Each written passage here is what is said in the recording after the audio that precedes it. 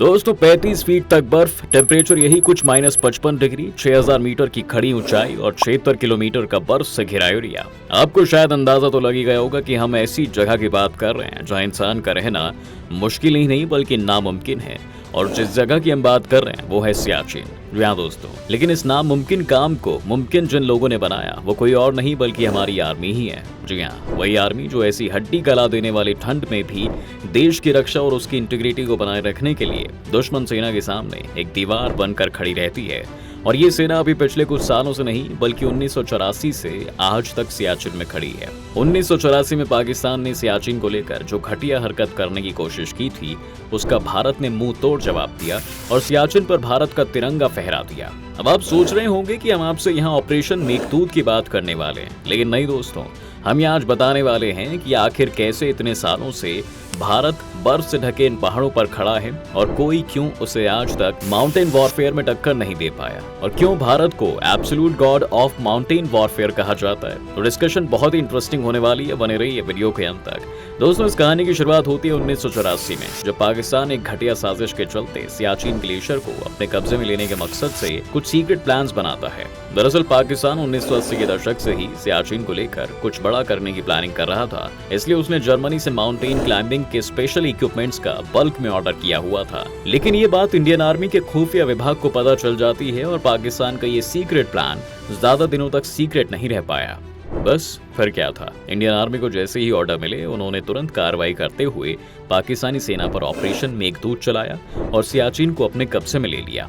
और 17 अप्रैल को सियाचिन की बर्फीली चोटी पर देश का तिरंगा फहरा दिया जाता है। उस दिन से लेकर आज तक भारत को कोई भी सियाचिन से हटा नहीं पाया है। आपको बता दें दोस्तों कि सियाचिन ग्लेशियर 76 किलोमीटर लंबा ग्लेशियर है जो हिमालय की ईस्टर्न काराकोरम रेंज में बढ़ता है। यह NJ 9842 बिंदु के नॉर्थ में है, वह बिंदु जहां भारत और पाकिस्तान के बीच खींची हुई LOC खत्म होती है। यह दुनिया का सबसे ऊंचा बैटल ग्राउंड है और यहां जिंदा रहना ही अपने आप में एक बड़ा चैलेंज है। सियाचिन का तापमान -60 डिग्री के नीचे जाने के बावजूद भारतीय सेना 40 सालों से ग्लेशियर पर शेर बनकर बैठी है। 1984 में जब भारतीय सेना ने सियाचिन ग्लेशियर पर कब्जा कर लिया, तभी से यह भारत और पाकिस्तान के बीच ये विवाद का विषय बन गया था। जी हाँ दोस्तों, लेकिन लोगों के मन में जो सवाल उठता है वो ये है कि आखिर कैसे भारतीय सेना इतनी एक्सट्रीम कंडीशंस में भी माउंटेन वॉरफेयर को डोमिनेट कर पाने में इतनी सक्सेसफुल है, और क्या इस बात से ये प्रूव हो जाता है कि इंडियन आर्मी दुनिया की बेस्ट माउंटेन ट्रूप है। दोस्तों, भारत के बारे में बात की जाए तो ये बात तो हम सब जानते हैं कि भारत की ज्योग्राफिकल कंडीशन ऐसी है कि उसे 7 देशों के साथ अपनी बाउंड्री शेयर करनी पड़ती है और ऐसे में सभी से उसके दोस्ताना संबंध हो तो ये बात थोड़ी नामुमकिन सी है, क्योंकि इन पड़ोसी देशों में पाकिस्तान और चीन जैसे देश भी शुमार हैं।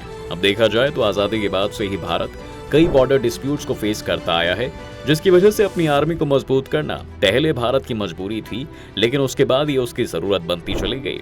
एक तरफ जहां इंडिया लगातार पाकिस्तान के साथ बॉर्डर डिस्प्यूट को हैंडल कर रहा था, वहीं दूसरी तरफ चीन भी एक राइवल की तरह बनकर भारत के खिलाफ खड़ा होने लगा और चीन इंडिया पर लगातार अटैक करने के बहाने ढूंढ रहा था। फिर उसे 1959 में यह मौका मिल भी गया जब दलाई लामा को पहली बार इंडिया ने अपने देश में पनाह दी, जिसका रिजल्ट ये हुआ कि भारत और चीन के बीच 1962 में युद्ध छिड़ जाता है। हालांकि इसके पीछे और भी कई कारण थे, लेकिन इस युद्ध के बाद इंडिया को अपनी कमजोरियों का पता चला और धीरे धीरे इंडिया ने इस तरफ ध्यान देना शुरू कर दिया। दरअसल इंडिया ये बात मान चुका था कि पाकिस्तान के साथ लड़ना आसान क्यों है और क्यों चीन के साथ लड़ाई में वो कमजोर पड़ रहा है। इसका कारण था कि पाकिस्तान के साथ तो हम पूरी तरह से प्लेन्स में लड़ रहे थे, लेकिन चीन के साथ युद्ध में जो चीज भारतीय सेना के लिए मुश्किल बनी हुई थी वो थी हिमालय माउंटेन रेंज। आइए अब बताते हैं कि कैसे। दोस्तों, अगर LAC यानी कि लाइन ऑफ एक्चुअल कंट्रोल की बात की जाए तो उसका ऑल्टीट्यूड काफी हाई है, जो इंडियन आर्मी के लिए एक चैलेंज बन गया था। ऐसे में बहुत जरूरी हो जाता है कि एक बड़ी ट्रूप भेजने के बजाय वेल ट्रेन्ड और स्किल्ड आर्मी को ही वहां भेजा जाए, जिससे कम से कम कैजुअलिटीज हो और सेना की ताकत बनी भी रहे, क्योंकि सियाचिन एक बहुत ही वल्नरेबल एरिया है जहां न केवल दुश्मन बल्कि मौसम भी आपके अगेंस्ट है। ऐसे में दुश्मन आपके कमजोर होने का इंतजार बड़ी बेसब्री से करता है और जहाँ आप चूके वहाँ दुश्मन आप पर भारी पड़ सकता है। इसलिए इंडिया सियाचिन जैसे ऊंचे बैटल फील्ड में भी वेल ट्रेन और स्किल्ड आर्मी को ही डिप्लॉय करता है। और आज के समय में इंडियन माउंटेन आर्मी की ताकत का लोहा पूरी दुनिया मानती है। इतना ही नहीं दोस्तों, 2020 में चाइनीज मैगजीन मॉडर्न वेपनरी के सीनियर हेड हुआंग गुओजी खुद बताते हैं कि अगर माउंटेन वॉरफेयर में कोई देश सबसे आगे है तो वो अमेरिका या रूस नहीं बल्कि भारत ही है, और उसे माउंटेन बैटलफील्ड में हराना लगभग नामुमकिन है। इतना ही नहीं, उन्होंने इस मैगजीन में बताने की कोशिश की है कि कैसे इंडिया ने देश के अंदर ही ताकतवर माउंटेन इन्फेंट्री की जरूरत को समझते हुए इस पर ध्यान दिया है और आज के समय में दुनिया की सबसे बड़ी और ट्रेन्ड माउंटेन आर्मी का पूरा स्ट्रक्चर तैयार कर लिया है, जो हाई ऑल्टीट्यूड में भी पूरी ताकत के साथ लड़ने के लिए कैपेबल है। अब जब दुश्मन भी आपकी ताकत की तारीफ करे तो समझ जाइए कि इंडिया ने माउंटेन वॉरफेयर में सच में दुनिया की बड़ी बड़ी ताकतों को पीछे छोड़ दिया है। आइए दोस्तों, अब आपको बताते हैं कि आखिर कैसे भारतीय सेना ने इतनी बड़ी संख्या में जवानों को ट्रेन किया।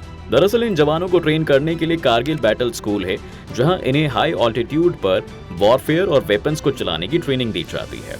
सियाचिन में डिप्लॉय किए जाने वाले जवानों को माउंटेन क्लाइंबिंग के लिए स्पेशल ट्रेनिंग दी जाती है। और इतना ही नहीं, भारत हर साल ट्रेन्ड और अमेटर माउंटेनियर्स को प्राइवेट सेक्टर से भी रिक्रूट करता है। आज की तारीख में बात की जाए तो भारतीय सेना के पास 2 लाख माउंटेनियर इन्फेंट्री हैं, जो कि दुनिया में सबसे बड़ा नंबर है। और इतनी बड़ी संख्या में लोगों को ट्रेन करना अपने आप में एक बहुत बड़ी बात है, वो भी दुनिया के बेहतरीन ट्रेनिंग इक्विपमेंट्स के साथ। और यह चीज इंडिया की इन ट्रूप्स को अपने आप में खास बनाती है। सी लेवल से 10,000 फीट की ऊंचाई पर 1948 में स्टैब्लिश हुआ सेना का हाई ऑल्टीट्यूड वॉरफेयर स्कूल यानी HAWS स्कूल आज दुनिया के बेहतरीन स्कूलों में गिना जाता है। और इस स्कूल ने आज तक देश को बेहतरीन जाबाज और ताकतवर सिपाही दिए हैं। इस स्कूल में ट्रेनिंग ले रहे जवानों के लिए दुनिया के सबसे बेहतरीन माउंटेनियरिंग इक्विपमेंट्स और वेपन्स मौजूद हैं। दोस्तों, स्कूल में ट्रेनिंग पाने वाले सैनिक 20,000 फीट तक ऊंचाई पर बर्फ के बीच बैटल फील्ड में रह सकते हैं और दुश्मन से लोहा भी ले सकते हैं। इस स्कूल की खासियत यह है कि यहाँ केवल देश के ही नहीं बल्कि विदेशों के कई सैनिकों ने भी ट्रेनिंग ली है। HAWS स्कूल में विंटर वॉरफेयर ट्रेनिंग के साथ साथ माउंटेन वॉरफेयर की ट्रेनिंग भी दी जाती है। आज तक इस स्कूल में अमेरिका सहित 18 देशों की सेना के जवानों ने ट्रेनिंग ली है।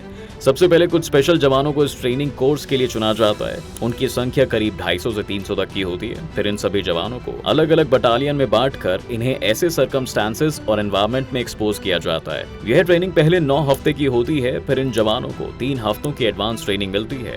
दोस्तों, वॉरफेयर स्कूल के इंस्ट्रक्टर मेजर सलीम जाफर का कहना है कि हम यहाँ सैनिकों को हाई ऑल्टीट्यूड में कैसे ऑपरेट करना है इसकी कंप्लीट ट्रेनिंग देते हैं। मिलिट्री स्कीयर होने के नाते हम उन्हें ऊंचे बर्फीले इलाकों में लोड लेकर स्की करने की ट्रेनिंग देते हैं।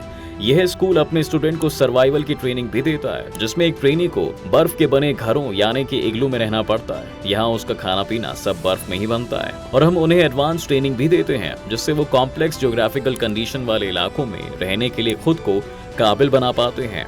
इतना ही नहीं, वो अपने इन ट्रेनिंग स्कूल में दुनिया की बेस्ट माउंटेनियर ट्रेनिंग भी लेकर आते हैं, जो इन स्कूल्स के सैनिकों की ट्रेनिंग को एक और अलग लेवल देते हैं। ट्रेनिंग के दौरान जो कोर्सेज होते हैं उनमें हाई ऑल्टीट्यूड की बर्फीली चोटियों पर स्की, पेट्रोल और एवेलांच रेस्क्यू जैसे कोर्सेज भी इंक्लूडेड होते हैं। स्की पेट्रोल के जरिए ऊंचे से ऊंचे जंग के मैदान में जवानों तक सहायता पहुंचाना, 20,000 फीट तक के ऊंचे पोस्ट पर रहने की कैपेबिलिटी सैनिकों में पैदा करना और ट्रेनिंग में जवानों को -20 से -60 के तापमान और 20 से 35 फीट तक की बर्फ में रहने के लिए ट्रेन किया जाता है। जब लेह में चीन और भारत के बीच झड़प हुई थी दोस्तों, उसमें भी चीन के सैनिकों को पछाड़ने वाले गलवान के बलवान भी इस स्कूल के सैनिक ही थे। आइए अब जरा एक नजर उस पर भी डाल लेते हैं कि सियाचिन पर झंडा फहराए रखने के लिए देश को क्या क्या कुर्बानियां देनी पड़ रही हैं। सियाचिन की इस चोटी को देश की शान बनाए रखने और इंडियन आर्मी के कब्जे में रखने के लिए देश की सरकार को जबरदस्त खर्चा करना पड़ता है। और न केवल खर्चा करना पड़ता है बल्कि हर साल हमें देश के कई जवान खोने भी पड़ते हैं। लेकिन ये देश के लिए बहुत जरूरी है कि हम सियाचिन को अपने कब्जे में रखें, क्योंकि सियाचिन इंडिया के लिए एक वॉच टावर के रूप में काम करता है और ये पाकिस्तान को डायरेक्ट चीन से जोड़ने के बीच में खड़ा एक ऐसा ग्लेशियर है जो इंडिया के लिए हर नजरिए से बेहद जरूरी है। आपको शायद जानकर हैरानी होगी कि इस रीजन पर कंट्रोल बनाए रखने का एक दिन का खर्च 5 करोड़ रुपए आता है। और इतना ही नहीं दोस्तों, अब तक सिर्फ क्लोथिंग और माउंटेनियरिंग इक्विपमेंट्स की बात की जाए तो भारत सरकार इस पर 7500 करोड़ रुपए खर्च कर चुकी है और आज तक 870 भारतीय सिपाही यहाँ देश की रक्षा में अपनी जान गंवा चुके हैं। आपको बता दें कि सियाचिन में जाने से पहले वैसे तो इन लोगों को हर तरह की ट्रेनिंग दी जाती है, लेकिन उसके बावजूद हम हर साल कई सैनिकों को खो देते हैं और कई सैनिकों को sleep disorder problem, speech problem, memory loss और हियरिंग लॉस जैसी दिक्कतों का सामना भी करना पड़ता है। लेकिन इन सब मुश्किलों के बावजूद जो हमारे देश के शेर बर्फ की बड़ी बड़ी पहाड़ियों पर दुश्मन के खिलाफ खड़े हैं, वो सिर्फ इसलिए कि देश की एकता और अखंडता पर कोई आंच ना आ सके। अगर आज हम अपने परिवारों के साथ खुश हैं और हर फेस्टिवल को एंजॉय कर पा रहे हैं तो सिर्फ एक वजह से, वो है हमारे देश के रक्षक जिन्हें हम इंडियन आर्मी के नाम से जानते हैं। तो किसी ने सच ही कहा है दोस्तों कि दिल से निकलेगी ना मर कर भी, वतन की उल्फत मेरी मिट्टी से भी खुशबू वफा आएगी।